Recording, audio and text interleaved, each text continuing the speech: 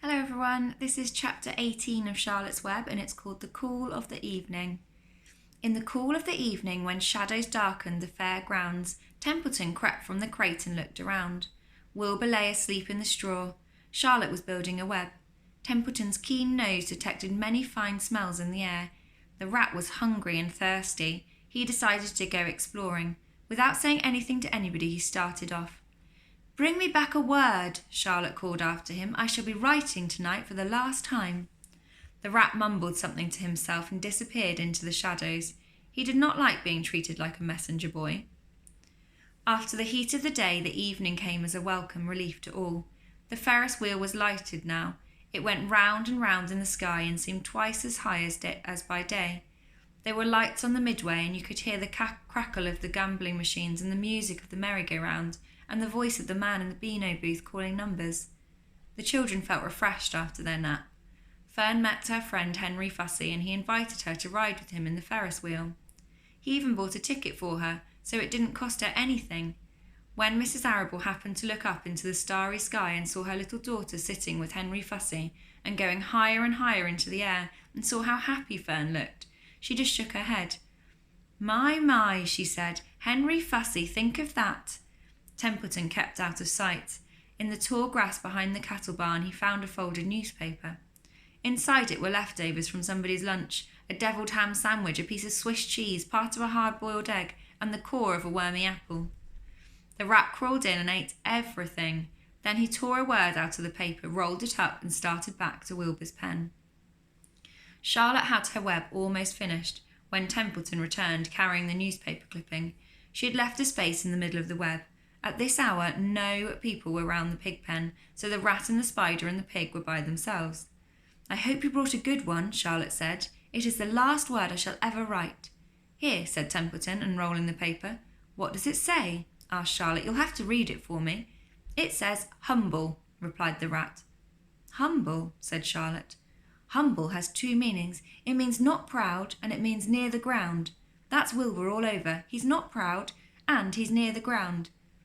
"Well, I hope you're satisfied," sneered the rat. "I'm not going to spend all my time fetching and carrying. I came to this fair to enjoy myself, not to deliver papers." "You've been very helpful," replied Charlotte. "Run along if you want to see more of the fair." The rat grinned. "I'm going to make a night of it," he said.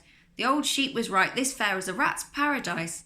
What eating and what drinking, and everywhere good hiding and good hunting. Bye-bye, my humble Wilbur. Fare thee well. Charlotte, you old schemer, this will be a night to remember in a rat's life."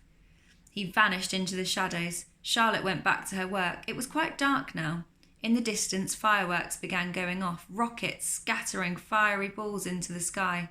By the time the Arables and the Zuckermans and Lurvy returned from the grandstand, Charlotte had finished her web. The word humble was woven neatly in the centre. Nobody noticed it in the darkness. Everyone was tired and happy. Fern and Avery climbed into the truck and lay down. They pulled the Indian blanket over them. Lurvy gave Wilbur a forkful of fresh straw. Mr. Arable patted him.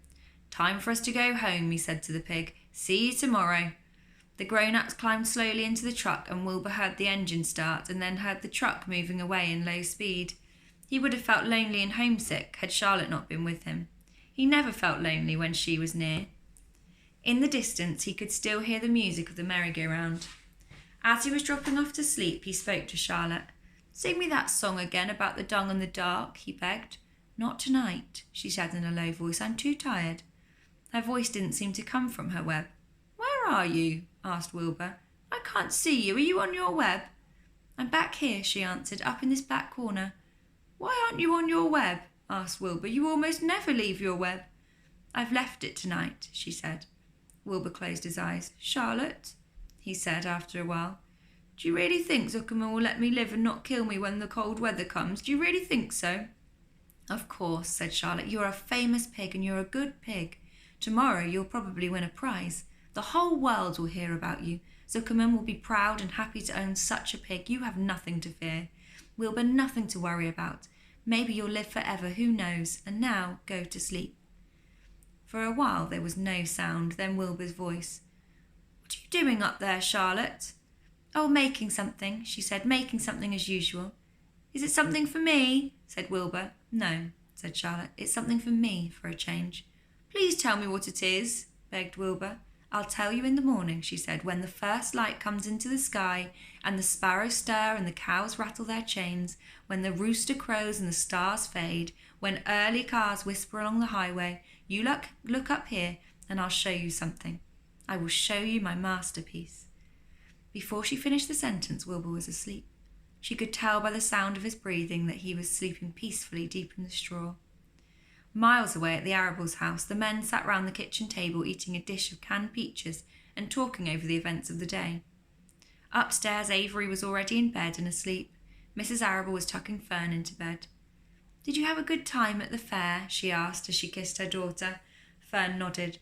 "I had the best time I've ever had anywhere or any time in all of my whole life." "Well," said Mrs. Arable, "isn't that nice?" Okay, and that is the end of that chapter. So listen tomorrow to find out what happens next. Bye.